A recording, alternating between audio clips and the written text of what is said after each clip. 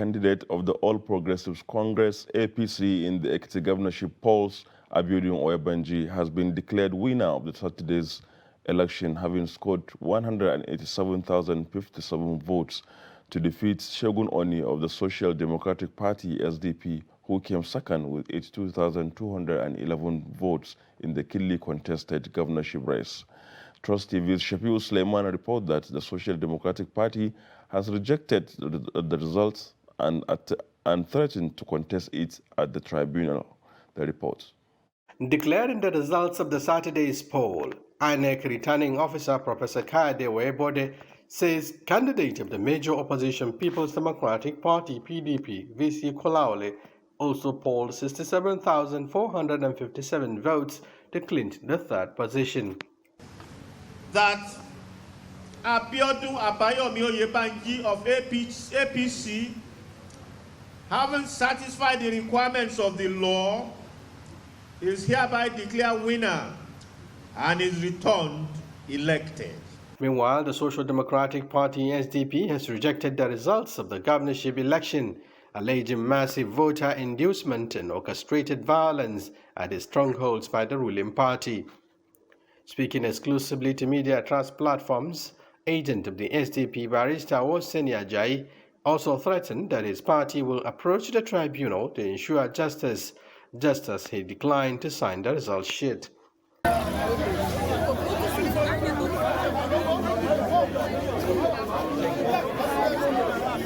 Reacting to the allegations, agent of the ruling APC Kayode Babade dismissed the claims, challenging SDP to provide proof, insisting that the claims were baseless. 16 political parties fielded candidates in the up-season election, which was manned by 17,000 policemen, over 9,000 civil defense corps, and supervised by 4 INEC national commissioners and 8 resident electoral commissioners. Shafiu Suleiman, Trust TV News, Abuja.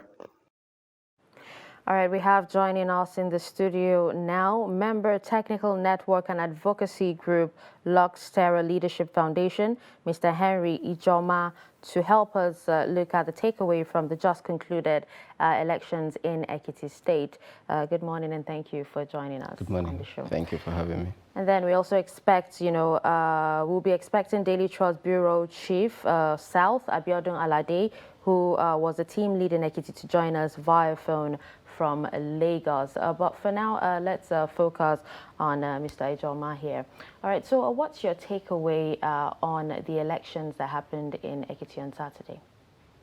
Well, first is to say congratulations to all of us that we had a successful election in Ekiti. With the political developments all around the country, you will expect that Ekiti would present some kind of glimpse into what is going to happen in 2023. And we are happy that the elections held. Very little technical issues here and there. The complaints not minding. I think generally the elections were quite successful, and we should be optimistic that this presents some array of hope for us that the coming elections in 2023 will be something to cheer. Okay, so there are issues that, from different perspectives. Of course, there have been commendations for INEC, yeah. But there are other people who raise concerns about some of the conduct of the politicians or of the conduct of the election in general. What is your own assessment of the election in sum? Well, I think relatively we will say the elections were good. On the part of INEC, I think INEC did exceptionally well. Most of the complaints that we have about the election will now have to do much more with the voters. There were serious issues of vote buying in Ekiti, and that is not INEC's fault in any way. It is now for them to address the issue with the number of reports they already have on ground, and we see that SERAP had already called them to begin prosecution of those who had been found wanting in that respect. I think generally when we look at the conduct from the perspective of INEC, they are scaling up their work effectively. INEC is doing very well. The elections in Ekiti had shown that we can get better with each passing day. What is now left for us is how do we get our people who are participants in the elections, both those who are vying for position and those who are voting, to understand that this is a process that reflects who we are, our image as a country. So what we do with the elections shows relatively well what people should perceive Nigerians to be. So somebody goes for an election to choose for yourself who you want to lead you, and all you do is to stand in the line waiting for somebody to hand you some money before you vote. That tells you the level of, do I call it political illiteracy, that needs to be addressed, Okay. Now, still talking about vote buying, the CDD, that Center for Democracy and Development, they said its field of observers documented 41 instances of vote buying and selling at polling units across 6 local government areas during the elections. And of course, there were like, trending viral videos of, vote buying, online. Well, what does this mean for democracy? And do we see this particular trend ending soon, especially now that the 2023 elections, is on the way? Okay, so it's going to get a little bad, a little worse than it is now. Prior to this time, the issues of vote buying was not something that was very open. We had that at some point, and it looked like there's an increase. And that has to do with the psychology of conversations. The more people know about something, the more they will want to try it. So it's going to get to a point where it will now begin to decline. But in the immediate, you are going to see this repeat itself in many more elections, because there are some who are going to feel, oh, so in EKITI, they gave people money. This is our own time, sure. They will want to get their own money during other elections.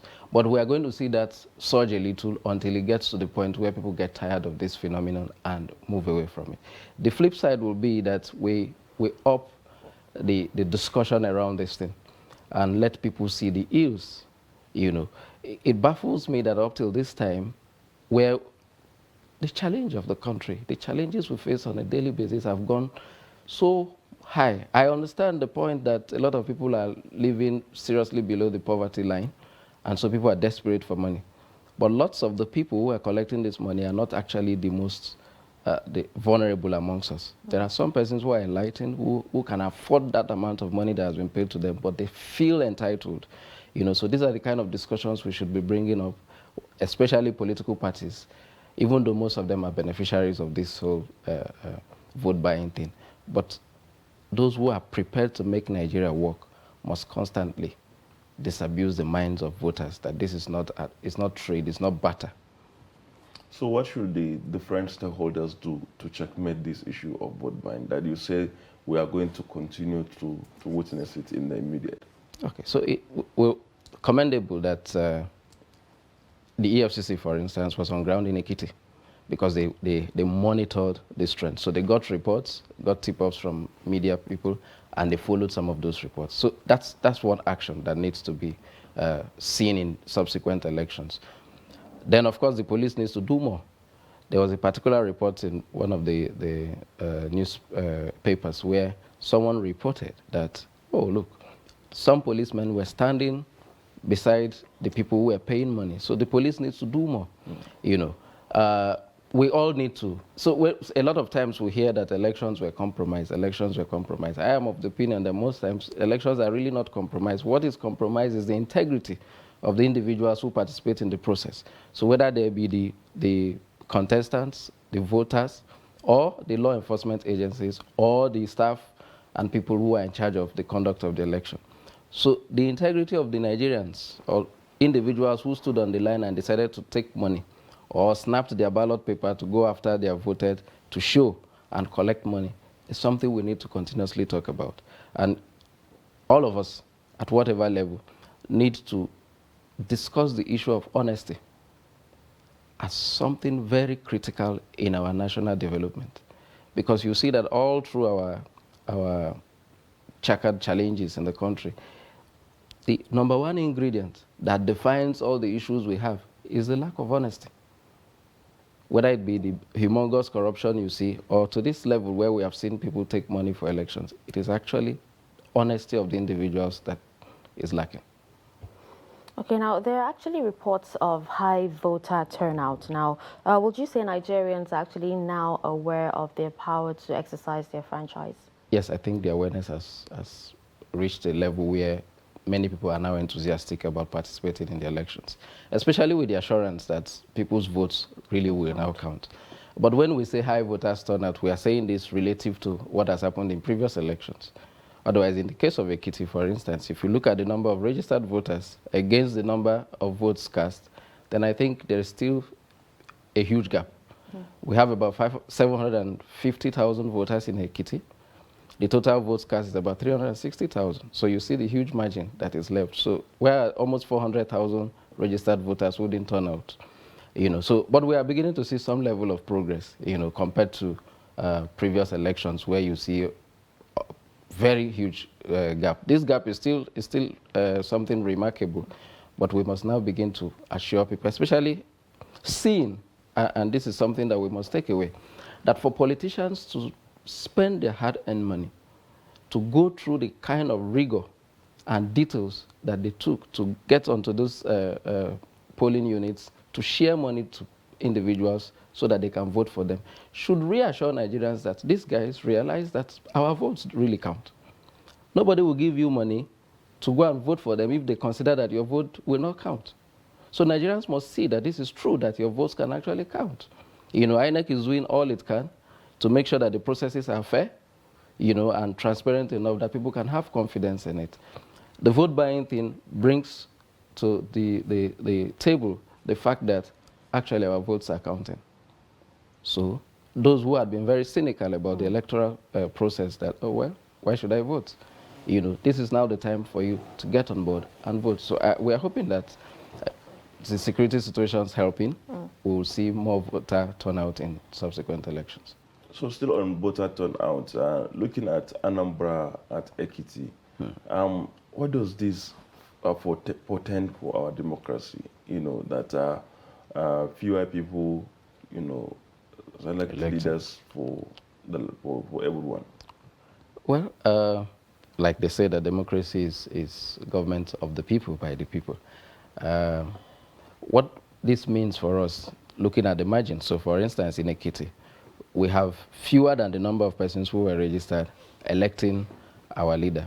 What it means is that those who are really willing to change the fortune of this country have an opportunity to explore the population that has not been participating in elections. But democracy is a process, all right? And we have not gone so far in it. We are hoping that we'll continue to improve.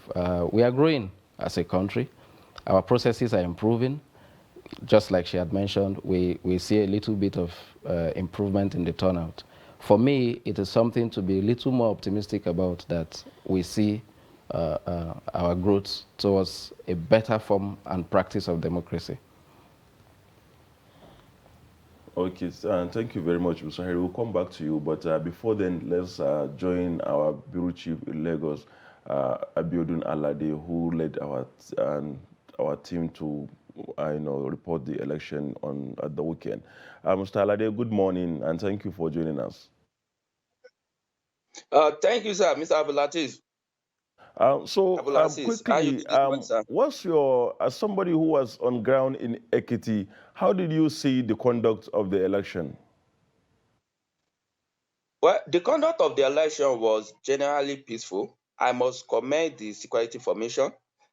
They dominated the entire area. So we didn't have this incident of, or we didn't have so many reports of ballot box snatching, thuggery, and co. Because from like a week ahead of this election, we have good security personnel on ground, the military, the police, civil defense, DSS, and they engage in a lot of show of force, to actually deter those people that would have wanted to do anything untoward. That was good. On the part of INEC as well, it was also good, especially with the deployment of beavers, which I must commend. Now people know that you cannot sit down somewhere and write figures without people voting. Then the turnout of the electorate was okay, to some level when you compare with the previous one. But I still believe that we need to encourage more people to come out to vote. People need to know that it is their duties to actually vote. And I believe that the more we do this, the better for us as a country. Now, on the part of the politicians, I think that this is where we have the major issue. The incidence of vote buying has been analyzed, over and over again. I think daily politicians are coming up with new ways of buying votes, and this is why I think the media, the CSO, INEC, and others stakeholders need to focus on how do we stop politicians from buying people votes. How do we ensure that we have a true secret ballot system where I can go and cast my vote and you will not know who I voted for? But in this incidence of vote and see, vote buying will continue. So INEC and the CSO need to go back, that we need to ensure that this is truly a secret ballot system of voting. And I believe once we're able to do that, we are going to be able to reduce this incidence of vote buying. Okay, Mr. Alade, we've actually spoken about, high voter turnout, and you talked about, the election being, mostly peaceful. But would you say it was free and fair? Well, that is relative. Free and fair in the sense that people were allowed to vote. Nobody stopped anybody from voting. Nobody was able to. We only have incidents of ballot box snatching in about 2 or 3 polling units. So I think to that level, we can say it was free and fair. But then, were people induced? Were people influenced? Were people made to vote for maybe somebody they would not have voted for? I think yes, to that level, we can say no, it was not fair. Okay, thank you very much, Mr. Alade, for being with us this morning. We join you later, maybe when another opportunity brings itself. Thank you very much. We'll continue the discussion in the studio with Mr. Ijoma. So, say you, in the final analysis, what are your takeaways from the EKITI election going into the 2023 general election? Okay, first will be on INEC to review, have a thorough and sincere review of their process, especially the manpower needed for the work. Review it thoroughly and see areas where there are gaps and make improvements for the subsequent elections. Then secondly, your correspondent just reported that the security agencies were well on ground. This is an off-cycle election, just one state with a very little population. In 2023, for instance, we're going to have elections all over the country. Will we have the same manpower from the security forces to actively and adequately police the entire country during the elections? So that's something to look at critically. The other part will be on the voters, that we are hoping to make Nigeria better by every single action that we take. So during the presidential primaries, one of the contestants at the APC primaries said, you pray every day that you want Nigeria to be better. The vote you cast carries the answer to your prayer. So you can decide which way you want the country to go by the action of voting. So if we want to see a better country, we, in ourselves as voters, must decide to do the right thing. You will not expect that you compromise during the electoral process and expect that the country will be better just like that. Every action, we need to see the link between the little things that we do in our individual corners with what the country becomes eventually. So on the part of the voters, we need people to be sincere and vote their conscience. It is true that it is not all your candidates, your preferred candidate must not win, but that is the essence of democracy, that people contest for power. Different interests, different ideas, different policies, different manifestos and campaign promises. Decide which one you want to vote for, whether the person wins or not. That is the beauty of democracy. I hear a lot of people say, well, why should I vote for that person? He won't win. Do we actually forget that politics, elections is a game of numbers? So somebody will not win because he did not have the number that is required to win. But if more people vote for that same person who you think will not win, eventually the person will emerge. So Nigerians need to understand this. And for the civil societies who are monitoring the elections, we have to continue to raise the issues and see them through. Because a lot of these issues are raised about the conduct of the election, but obviously there are probably no follow-ups to see that some of these issues are resolved. All right, so now INEC, according to INEC, 8,888 votes were actually voided. Yeah. And this is, mainly because the ballots were not done according to voting requirements. Now, we've talked about, high voter turnout, but what do you think INEC can actually do to improve on voter education, especially, in rural areas? Yeah, it's, well, but not only in rural areas. It will shock you to realize that in the APC presidential primaries, they were voided votes. In the APC presidential primaries, where you had delegates that were selected to participate. So you will expect that at that level, the level of political literacy, if I use that word, was high. But people still voted wrongly, So when you now trickle it down to the fact that you are going to have more persons who are not properly educated come to vote, you expect to see what you saw in EKITI. It is not left to INEC alone. INEC is doing so much. We must commend them. Truth is that they own the process, so they must be the ones to lead the enlightenment of voters. But we must now all be part of it, especially in our little corners. Every individual who understands the process, who knows it, must find one person to tell exactly how to vote. So as we build up to the general elections, in small corners, in the palaces, in the village squares and all that, the discussion about how to properly vote will not have to happen. Okay, we'll go on a short break, and when we come back, we'll continue with this conversation, looking at other dimensions of the election. Thank you.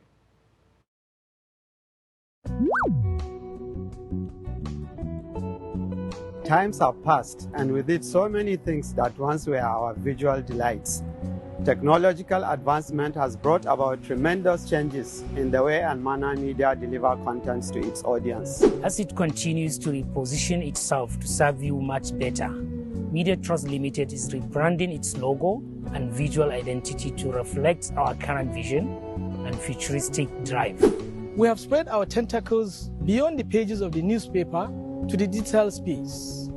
The new logos and visual identities reflect the new scope of our multimedia reach. Even with this development, however, we will continue to remain with you as we have always remained, committed to our founding philosophy, which is based on trust, integrity, openness, and courage. The new logo, which is a marriage of a revolving globe and a mobile device, signifies the unlimited reach of our content on the digital space. We are always the backbone of operations as we do our best to deliver content that suits your needs. When you see a new trust title or platform in the next few days, therefore, do not be alarmed. We remain committed to you and will continue to serve you through fair and responsible journalism.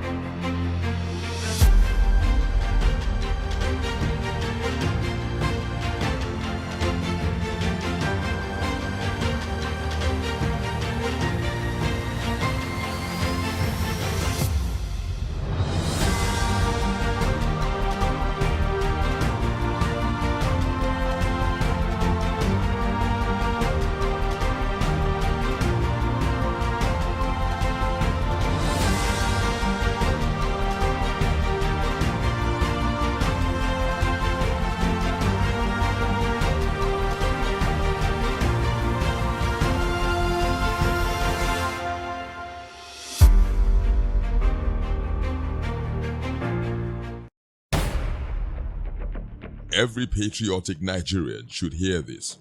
Any politician who means well for the people will never allow themselves or their supporters to engage in any violent, destructive activities. No politician who truly wants to serve the people and develop the nation will encourage his followers to destroy properties or take human lives before, during, or after the elections. The Nigerian public must watch out for these traits and isolate any politician who encourages supporters to engage in violence. No genuine politician or patriot will cause trouble and seek to destroy the very society which they aspire to lead or develop. Politicians who have the good of the people at heart will not allow themselves or their followers to engage in violence, destruction of properties, and then taking of lives. Be vigilant. By their words you shall know them. Shun violence. Stay away from politicians who want you to do so. Let's join hands to make the 2023 elections peaceful. This message is from the National Orientation Agency, NORA.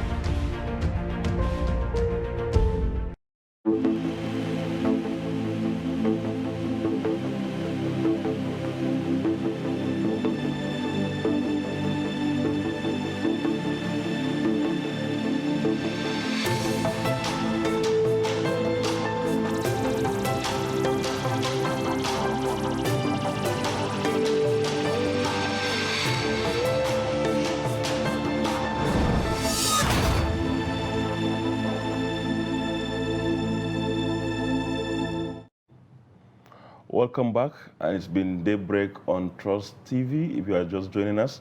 And we've been talking to Mr. Harry Ijoma, member Technical Network and Advocacy Group Luxterra Leadership Foundation, on the outcome of the EKITI governorship election. Mr. Ijoma, if I ask, the issue of the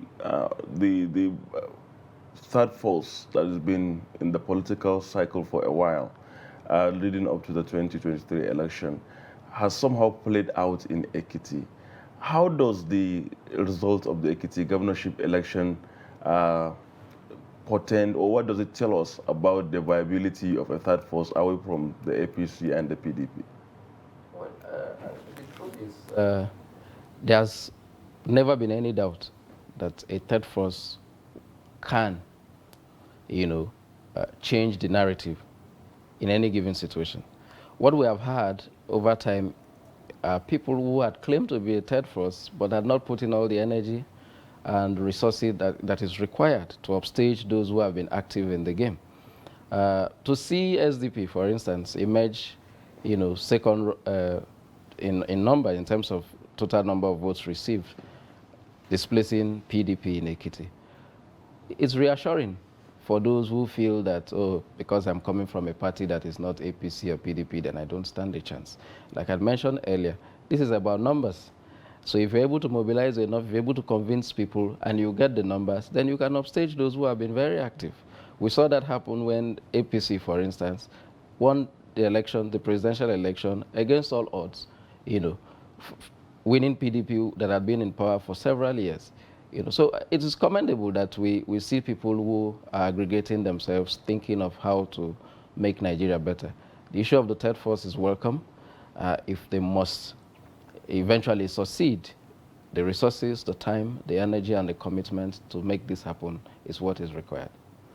Okay, now there was actually a statement I actually saw on this particular, win, saying that Oyebanji's victory has set a record in the state's years-long political history, in the sense that since Nigeria returned to democracy in 1999, the southwest state, that's EKITI, has not retained a ruling party. Yeah. Share your thoughts on that. Well, even me yesterday, I felt like, wow, EKITI, this was a jinx that needed to be broken.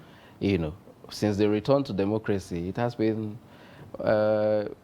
some kind of tale, where nobody, had succeeded. Even the governor that is leaving did not succeed in staying up the 2 terms at the same time. He had to leave and come back. The same thing we saw with Fayoshe, who was impeached at some point, had to come back. Shegun Oni of SDP, at some point, was the governor of the state as well, who did not even stay through the complete term. So EKITI had seen instances of disruption. In tumultuous. Yes, disruptions, acting governors, administrators, all through since 1999 till now. So this is the first time where a sitting governor is handing over to someone who is elected on the same platform like him. Well, let's hope that this shows that he had done well in Ekiti. If that confirms to us that this is a vote of confidence that the administration did very well, then it now challenges all those who want to contest for that position subsequently that to come on board, you have to show clearly what you have to do differently. Okay. So let's look at the performance of these parties by according to the numbers, as you said. The APC came first, and with the APC came first, then PDP, and then the SDP, and then as you can see on the screen, the PDP and SDP almost tallied in so many places before SDP got some opportunity in some local governments and then overshoot the PDP. And then leading to that dramatic second position. But then back to my first question regarding the place of the third force. How do you see this being reflected? Do you actually have confidence that this can be reflected in the presidential election in February? Yeah, absolutely. Absolutely. Because in fact, you even have more opportunities in the presidential election for the third force to make their mark. EKITI, it's one state, and you could see that to some extent, the people share the same sentiments, all right? But when you now move out to different states, the sentiments will be different. So the kind of sentiment the people from one local government have will not be exactly the same with the sentiment you find in Lagos, in Abuja, in Delta. So the third force has an opportunity to make a more serious mark in the presidential election than they did in the small state called EKITI, because you will find people of varying interests that need to be explored, to make your mark. But people say that the third force, as they are now, for example, whether it is the SDP or the Labour Party or the NNPP, do not have the requisite structure, nationwide structure to actually galvanize enough support to win the presidency. Don't you think that would be a challenge? If you look at it from some perspective, yes. So just yesterday, I had a very casual conversation with some friends, and someone was insisting on the candidate he needed to vote for the presidential elections, and said, well, he preferred a particular candidate, but he doesn't have any structure. So he will vote for those who already have structure. So my question to him was, do you want to vote for this candidate just because he has a structure, or you want to vote for someone because you have confidence in the person? So I will need you to explain for me, what does this structure do, in essence? And he tried to explain. And his explanation was that, so in some remote places, you will need people to fight for you. That if you don't have a structure, when they snatch ballot boxes, what will you do? And all that. And I said, no. We cannot continue to think of our elections in such crooked manner that will sustain this toggery, in elections. We expect that elections should be free and fair. The elections should be conducted the way it should be conducted. And now this depends seriously on the individuals, the human beings who participate in the elections. So if all Nigerians decide that, well, I'm never going to snatch any ballot box for any politician, no ballot boxes will be snatched. So the point I'm trying to make will now be that you do not necessarily need a structure to win elections if you can convince people to vote for you. The person who needs a structure is INEC that needs to deliver on the process. What we need is for people to walk down, pick up their ballot paper, and vote. You don't need a huge structure to get that done. What you need structures for maybe will be to cascade your campaign to all levels. And there are different ways to do it, and people can do it without necessarily building up humongous structures. Create enough sensitization and awareness, and if people are convinced about what you are bringing to the table, they will vote for you, irrespective of the fact that you have a structure in that state or not. Okay, so what do you think the APC did differently to actually secure the win? Well, I would think that it's probably the style of leadership of the outgoing governor. I think he was very compassionate. He was always on ground, and he made the people feel, a sense of belonging in his government. I think much could be attributed to that fact that he was available and showed the people that their government can work for them. So a lot of people have put faith that, okay, let's continue to see these dividends that we're already seeing from this administration. Beyond that, APC did a lot of sensitization before the elections. And knowing that even the incumbent governor contested for presidency, and the people supported him, gives you some sense that, oh, look, we couldn't win the presidential primaries, but we have someone who can continue in his legacy in our state. I think that is what worked for APC. Okay, so now going forward, what do you think would be the like maybe the pendulum between this issue of maybe opposition, like the PDP now as it is, and also because a lot of people have said that PDP has not acquitted itself as an opposition party, so would you think that maybe this thing will continue to play itself if the PDP has not stand up to its duty as the main opposition party? So I would rather not consider PDP as an opposition party because there are no clear-cut ideologies between the different parties. It is until there are those clear-cut ideologies that people stand for firmly that you can consider them to be in opposition, because you will see the difference in their ideology. So let's take, for instance, that the APC has a particular approach to governance, and PDP has its unique approach to governance. If APC comes and PDP insists on their style of governance, you could see that clear-cut opposition to their style. But we see the same elements who move from APC to PDP without any specific interests apart from the fact that they want to have access to power. So power for the sake of power, not because they are promoting a certain ideology. So in that instance, you can never really have a strong opposition, as it were, because what is just playing out is interest. How do we grab power? How do we grab power? So I used to say something that a particular politician, very popular politician in Nigeria, said on national TV that, oh yeah, I'm in the opposition, and what we do in the opposition is to oppose. So oppose things, and I was asking, you oppose just for opposing sake? He said, yes, because I'm in the opposition, we oppose. So you don't see people supporting things that are in our interests, so to speak, because, oh, they just want to take that partisan position. So until there are clear-cut ideologies, the idea of opposition in Nigeria will not be properly felt, and that is why PDP is where it is today. Okay, well, with that, I think we've come to the end of this discussion. Thank you so much for joining us on the show today. Member Technical Network and Advocacy Group, Luxterra Leadership Foundation, Mr. Henry Ijoma. Thank you so much for joining us.